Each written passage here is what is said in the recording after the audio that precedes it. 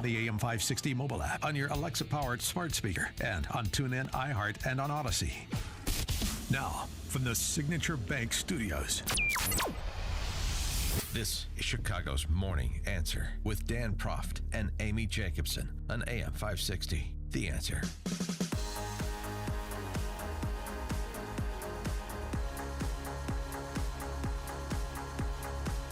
Top of the morning, Dan and Amy. And Ron DeSantis, the governor of Florida, Republican presidential candidate, is making more of an effort in the last several days to appear on the cable news talk shows all of a sudden. Yeah, because before he reminded me a lot of Hillary Clinton, where she was avoiding the press. Remember that? When, it just didn't make any sense. Accessible. It didn't make any sense why, as we talked to Brett Baer last week, he'd been trying for months to get an interview with DeSantis and had been unsuccessful. It just didn't make any sense that somebody who's as good as he is on the stump, who's as good as he is counterpunching, as we've seen during his time as governor, would be AWOL when it comes to getting earned media on cable news shows, the opportunity to start to, well, not to start to, but to continue to build your brand and your value proposition vis-a-vis Trump and the rest of the field. Well, he's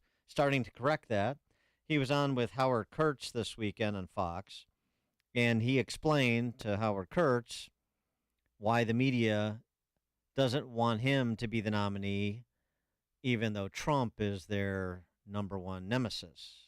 Because I think they know that I would beat Biden and beat him soundly. And then maybe even more importantly, they've seen what I've done with Florida, where we've beat the left on all these different issues. I mean, we've beat them on illegal immigration. We beat them on indoctrination in schools. We've done all these great things. And now Florida, even CNBC is acknowledging we're the top economy of all 50 states. And so I think that they see me as somebody who will actually enact some of these bold things as president. Of course, they don't want that. The corporate press wants the status quo. They want the bureaucracy to be in control. They don't want someone like me to come in and dismantle the administrative state. No way. They don't want me coming in and offering strong policies at the border, or me coming in and reversing things like Bidenomics and the Green New Deal. Yeah. So both from an electoral perspective and a substantive perspective, they view me as this most significant threat to their agenda. Is that better? Are we getting better from DeSantis? Let's put that to our friend Scott McKay, publisher of the Hayrides, contributing editor at American Spectator, and author of the book, The Revivalist Manifesto. Scott, thanks for joining us. Hey, Dan, how are you? Good. So has DeSantis gotten the message, and what do you think of that messaging? Well, what I'll say is I agree from a Ron DeSantis perspective with everything he said. I think there's, the part that he leaves out, and I don't blame him for leaving it out, is that Donald Trump gets more clicks and ratings points than Ron DeSantis does. He's a bigger name. And we have a similar dynamic here in Louisiana. There's a governor's election that's going to happen this fall. Right. And there's a number of Republican candidates in the race. The Attorney General, Jeff Landry, who is, has Trump, is running at 30% or so in the jungle primary here. And it looks like he's going to cruise to victory because he's going to be up against a Democrat who I don't think can get to 50 in the runoff. But you got all these other Republicans, and the problem is that their constituencies are very similar to Landry's constituencies, but those people like Landry better.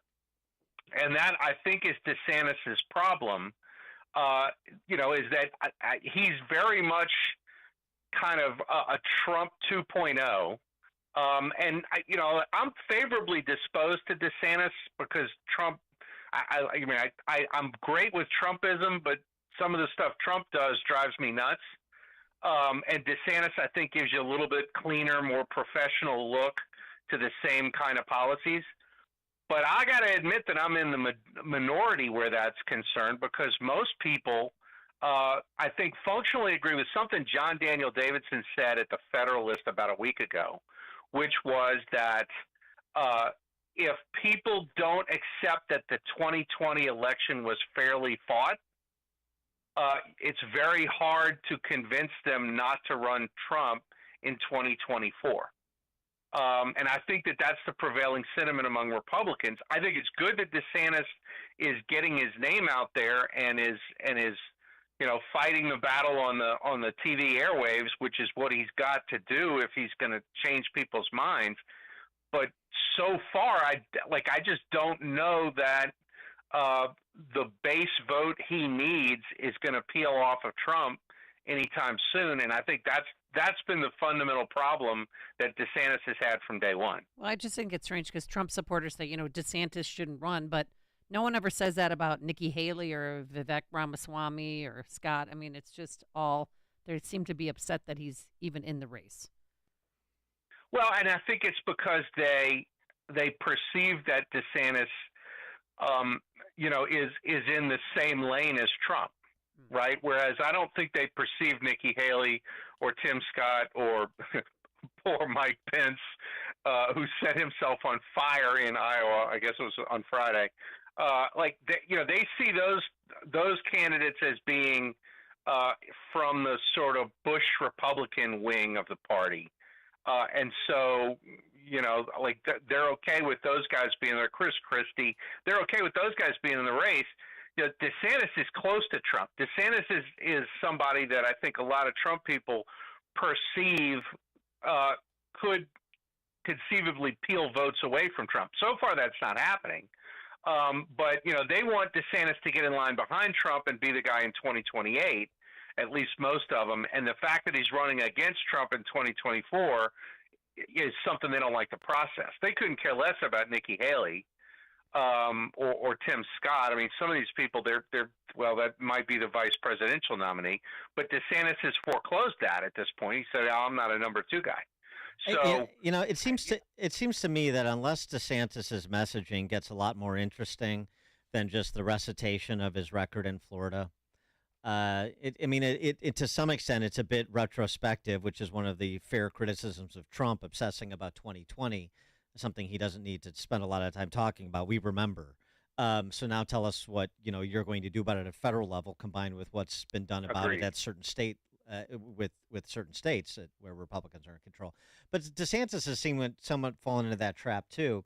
Seems to me that right now, pending DeSantis doing something more creative, that it's going to take an exogenous event to change the trajectory of the race. So either they sideline Biden and Gavin Newsom enters, and then maybe you say you have Republican voters think a second time, well, if they're going next generation, then maybe we need to do too. And the other thing that isn't being talked about as much is the problem DeSantis has with saying the media and the left is most afraid of me because they know I'll whip Biden, is that the polling doesn't show that. Until there's a clear spread in the matchup, Trump versus Biden and DeSantis versus Biden, he can't credibly make that argument. And right now there isn't.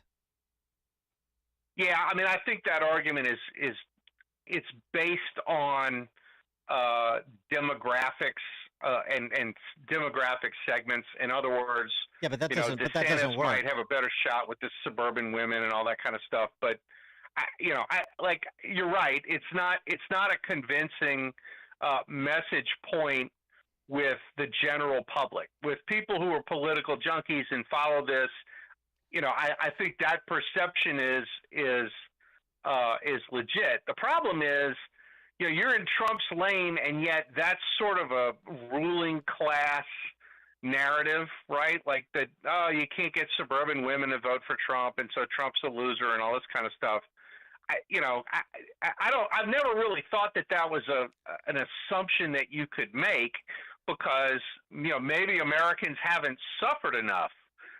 Suburban women might turn around, right? No, but here's the thing: if DeSantis's campaign had polling that in suburban Charlotte he is running 15 points ahead of where Trump is. That actually is an argument, and it would get him off having to talk about his flailing campaign and staff cuts and not appearing on TV. It would get him talking about who can win the suburbs in these swing states, who has the best chance. If there were real spreads in suburban Milwaukee, suburban Charlotte, suburban Phoenix, then I would think the DeSantis campaign would be trumpeting them. I don't think there are, and that's a problem that the left, as we've seen, is doing a good job. Yeah, they're focusing on Trump and his indictments and the usual tack they take with him, but they're also taking their shots at DeSantis along the way. He's even worse than Trump. The Disney thing. He's radical. He's a misogynist. He's all the things that you would expect them to do, but they can do. They can walk and chew gum at the same time. They can attack Trump and DeSantis at the same time. Right. Well, and I mean, they've crafted this in that, and we've heard this for 2 years now, where, they, at least Team Biden talks less about Trump per se than about MAGA extremists, right? Yeah, right. Which that's a category that encompasses DeSantis as well. So, they've already sort of built the narrative that works for either one of the two. And I think that DeSantis, you might be right that there is no spread. I'm not 100% sure, and I'm not saying that there is a spread. I'm not 100% sure that Team DeSantis has been sharp enough in their messaging that that they do have this data and are not using it. Which that's even more of an indictment. Is probably even more fatal, right? So and I'm just not sure about that. I think that when you get Ron DeSantis talking about Florida, with the implication being that, hey, I've already proven that I can do things that Trump didn't get done in his 4 years in office, I don't think that's a bad narrative, but I don't think that it's going to peel Trump voters off when Trump is continuing to beat on the fact that, hey, they stole my second term, so let me have my second term. And Trump's big thing is, and you can see it over and over again when he gives speeches. Like he did it again over the weekend. He talked about, I didn't hire as well as I should have. And that's really like the number one criticism that people like me have of Trump, which is, underperformed. And so if he starts to talk about, look, I can do this better in the second term. I was a little bit of a babe in the woods, right when I went in. You're talking about the art of the deal, right? Overcoming objections to the sale. And that's the number one objection. And if Trump does these things, we can sit here and criticize DeSantis all we want, but at the end of the day, he's trying to solve a problem that doesn't exist with the Republican electorate. No, that's a fair point. I mean, it's. I'm not saying his position is enviable, particularly now with Trump being being indicted a couple times with potentially more to come. Not only can he sort of gave a mea culpa. Maybe Chris Wray was a mistake, but Chris Christie told me to do it. That's not exactly taking ownership of it, but he also at least speaking to it a little. You know what I mean? Yeah. No, I agree. And he also has to say, so now I've learned a lot. Now, also, who has the most incentive here to, take the bicycle chain to the playground inside the Beltway after what the federal government has done to me, raiding Mar-a-Lago, these phony indictments, so forth. I mean, that's a great argument that he has on his side to say there's nobody who's more motivated than me and nobody who knows this better than me because I was president for 4 years. So I get that point. I think it's difficult, which is why DeSantis needs to get a lot more creative, a lot faster, if he's not going to be displaced by Tim Scott, or if we're not going to go through this spin the wheel thing that the Democrats did 4 years ago. Okay, well, we can't have Bernie, so who's up next? We can't have this guy, so who's up next? The same thing that they did. I want to get your take on something else, though, too. My belief from the beginning has been that the cocaine was the guy who used to host Captain Kangaroo, who's now the Treasury Secretary, Janet Yellen. That it's hers, and I have more evidence to suggest that it's hers or his. Whatever. He was a man when he was Captain Kangaroo. What do you got? When she was over talking to the Chi-Coms, she was all hopped up on wild mushrooms. This is a story. She gobbled up 4 portions of ginseng, a type of wild mushroom that induces, hallucinations. Is that why she was incessantly bowing? She's a junkie. There was a certain tweaker character to the trip to China that Yellen made, and it was not very appetizing from an American perspective, to be sure. The narrative was, well, we really don't know who the possessor of the cocaine is, and I can believe that because I can look at that White House and I see all kinds of suspects over there. Yeah, right. In fact, I said in one of my columns last week is, you may have cocaine communism going on in the White House. That that was a community baggie rather than anybody's in particular. It couldn't have been pinned on Hunter because he's got a plea deal, and that would have affected that. Oh no, that's That's coming yeah, up and we July. know Hunter that's does why he's nothing self-destructive, right? I like the idea. So it was like a dish of M&Ms. It's just community. It's for everybody. Yeah, I like that. Well, that could be like my great aunt's candy jar. Yeah, the candy dish that's exactly. in the candy dish, right? Well, let's not put too fine a point on this. I mean, every time they put Joe Biden on television, for anything more than just a quick 30-second hit, you get those jet black pupils that fill up his eye. And I'm not saying it's coke, but it's something that they give him. So, well, I mean, it's not a coffee table. When that spokeshuman, the deputy to KJP, he could not confirm or deny that it was the big guy's coke. So, well, to ask these people questions about anything has got to be an exercise in self-torture, right? Yeah. Like, I mean, you ask a question about something that people actually care about, and you get directed to some office that refuses to talk to you. Right. Right. It's like, you got to talk to the White House counsel's office about that. Well, what do they say about it? You have to talk to them about that. Well, can we get somebody from the White House counsel's office here tomorrow? No, we can't do that. We can't comment on an ongoing investigation. We can't comment if there is an ongoing investigation. We can't comment it if we exist. On anything. Yeah. It blows me away that the media actually accepts this, and at some point they won't, and at that point you really are going to have to change Biden out, because without the media running interference for this regime, there is no regime, because there's you show video of Joe Biden on his various jaunts around the world where, he has to be led around by the King of England because he has no idea where he is. And that video doesn't make it onto network news broadcasts. The minute it starts making it, and sort of the low information crowd that has heard, this and that about Joe Biden not being all there, but doesn't really pay enough attention to it to go find any of this stuff. The minute they get all of that in front of their eyes, it's the Emperor's New Clothes story, right? It's like, wait, that dude's naked. And I think that the minute that somebody, kind of pulls back that curtain, you're not going to have a candidate that you can run, because most people still out there, like the low information crowd, they still think that he's this kindly grandpa.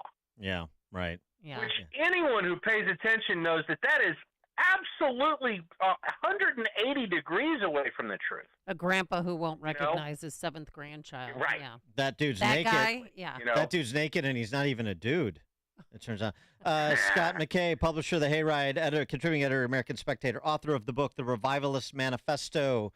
Thanks as always, Scott. Appreciate it. Dan, Amy, have a good one. Thanks, you too. And he joined us on our turnkey.pro answer line. Listen to podcasts of Dan and Amy from the AM 560 mobile app. Download it today at 560theanswer.com/mobile. Are you growing your manufacturing team this year and need new employees? Turn to Monarch Technical Services. They've been leading the Chicago staffing industry for manufacturing and engineering since 1987. You'll appreciate their vetting process. They meet every candidate in person to interview and test for specific skills. Monarch assesses experience by using blueprint, shop math, part measurement, and CNC program exams. Their quality skills assessor was once a plant manager who worked on manufacturing equipment, so he recognizes who has the skills to fit each job requirement. Monarch Technical now offers a 30-day free trial with any day one direct hire. This allows you to make sure direct hire employees are fitting in before fees are paid. And they have a unique payment option which allows the finder's fee to be paid in 6 equal monthly payments. So if you're growing your manufacturing team this year and searching for exceptional talent, contact Monarch Technical Services at 847-342-1221. That's 847-342-1221, or online at monarchtechnical.com. That's monarchtechnical.com. Did your parents ever say nothing good happens after midnight? Well, that's true when the Democrats are passing budgets.